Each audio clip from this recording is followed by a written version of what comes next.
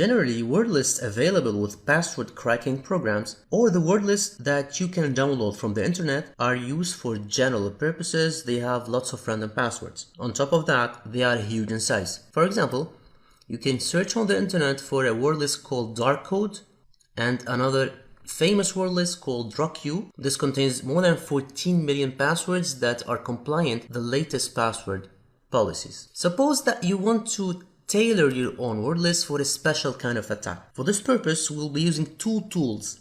The first one is called Crunch, which is available pre-installed with Kali, and the second tool is called CUPP. You can go to the internet and search for CUPP on GitHub, which is a common user password profiler, and you will go to this page.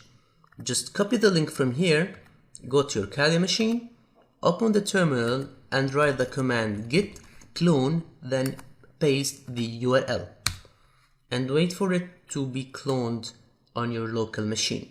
Just to see, invoke the ls command and here you go. It has created a directory called CUPP. Just go to this directory, again list, you will see the files populated here. We're interested to invoke this file here. You write Python, then the name of the file .py and the argument of -i. This will prompt you with lots of questions. So basically, this tool will gather information about the target and will use this information to generate its own word list. So let's see in the example. Suppose the name of the victim is John and the surname is Scott. The nickname is Johnny. The birth date is 1 March 1980. His partner's name is Ryan. Her nickname is Ray. Her birth date is 2/5/1985. Their child's name is Will. The child's nickname is Willie. The birth date is 5/7/1999.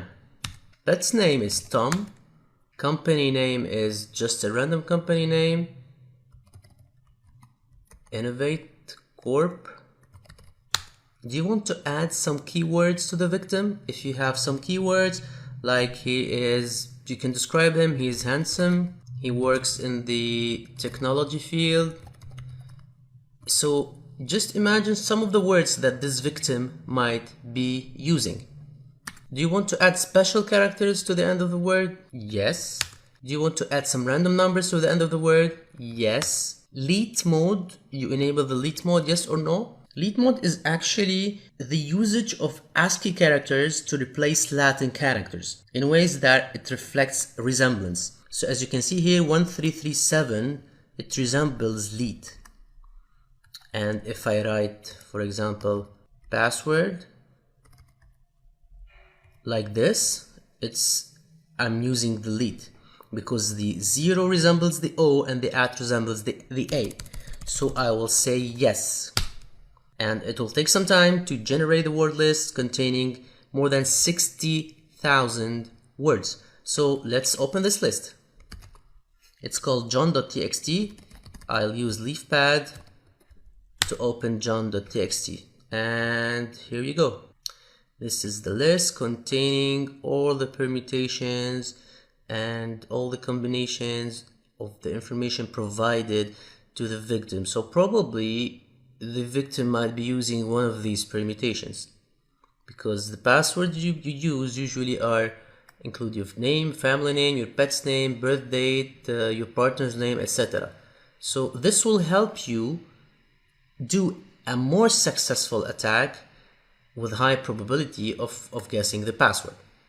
Now moving to Crunch, just type Crunch and hit enter and you will see the syntax on how to run it. You will specify the minimum length of the password you want and the maximum length of the password you want. If you hit enter, it will use the default character set of alpha, lowercase. So just hit enter and now it will generate a huge word list containing more than 1 million passwords. So I'll just stop it here. To make things easier, you can specify the character set that you want. In this case, I'll use the character set of A, B, C, D. Hit enter. It will only use these character sets to generate password with minimum 4 and maximum 5. And here are the results. If you want to include numbers as well, you can add it to the character set. Hit enter and you will see the result. You can as well export this file by using the argument of O and then just rename it my wordlist.txt. It will just redirect the output to the file. You can see it here.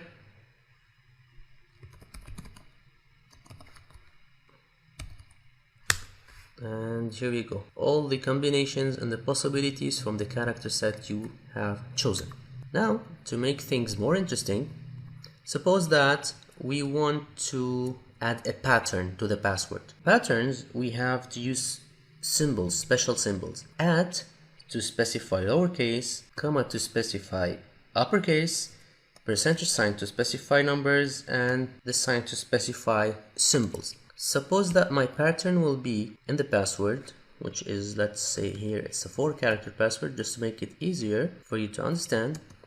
I will always start with lowercase, and then I want to use number and then uppercase, and I want my password always to end with the letter Z. Okay, so we have a 4-letter password here. The length of the password is 4. This is the character set I'm choosing from, and the pattern is 4 characters. The first character is lowercase, then number, then uppercase, and a standard Z. So let's see how it goes. It will generate 1820 password. And here are all the permutations. Let's take this to an output file to make it easier. And open that. And here we go. As we specified here. So the first letter is lowercase, then number all the time, then uppercase, then Z. And these are all the possible combinations. Of course, you can make it more complex by using longer passwords and by using an extended character set. For this purpose, and as we've seen with rainbow tables before, the character set is found in a table or in a file called charset.txt. Actually, this is the one. So let's see the content of this file. And here you go. It has all the character sets, numeric, the alphanumeric, lower alpha, and lower alphanumeric, and the mixed alpha, etc. So let's use this file in order to generate a word list in Crunch. So I will use the same command here. I will delete this, and I will delete this for the time being, and just invoke the F argument to specify the file again. And now we need to specify the character set name. Again, let's open it in LeafPad and remember the character set name. For example, it's lower alpha dash numeric. Okay, so let's go to the command again and write lower alpha dash numeric. So it will use the lower alpha dash numeric character set from this file, and let's output this file to rainbow wordlist.txt, and on top of that let's zip it by using the Z argument and using the gunzip utility. So just press enter and wait for the result. Here we go. It has created this file here,